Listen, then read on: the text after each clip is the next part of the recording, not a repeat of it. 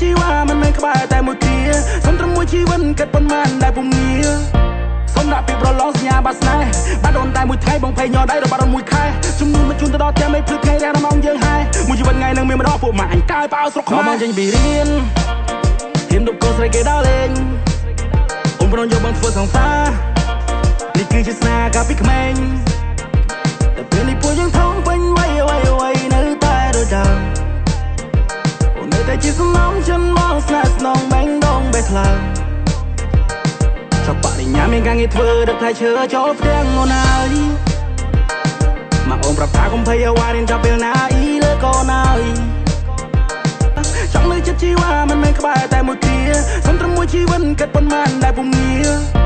សុំដាក់ពីប្រឡងសញ្ញាបាត់ស្នេហ៍បាត់អូនតែមួយថ្ងៃបងភ័យញ័រដៃរបាត់អូនមួយខែជំនួសមកជូនទៅដល់តែមិនភ្លឺថ្ងៃរាំងម៉ោងយើងហើយមួយជីវិតថ្ងៃនឹងមានម្ដងពួកម៉ាក់អញកាយប៉ៅស្រុកខ្មែរមកចេញពីរៀនហ៊ានដប់កូនស្រីគេដល់លេងអូនប្រងយកបងធ្វើសង្សារនេះគឺជាស្នេហ៍កាលពីក្មេងតែពេលនេះពួកយើងធំពេញវ័យនៅតែរដើអូននៅតែជាសំណងចិនមកស្នេហ៍ស្នងបែងដងបេះថ្លើមចប់បរិញ្ញាមានការងារធ្វើដឹកថៃឈើចូលផ្ទាំងអូនហើយមកអូនប្រាប់ថាកុំភ័យអ្វីរៀនចាប់ពេលណាអ៊ីលើកូនហើយ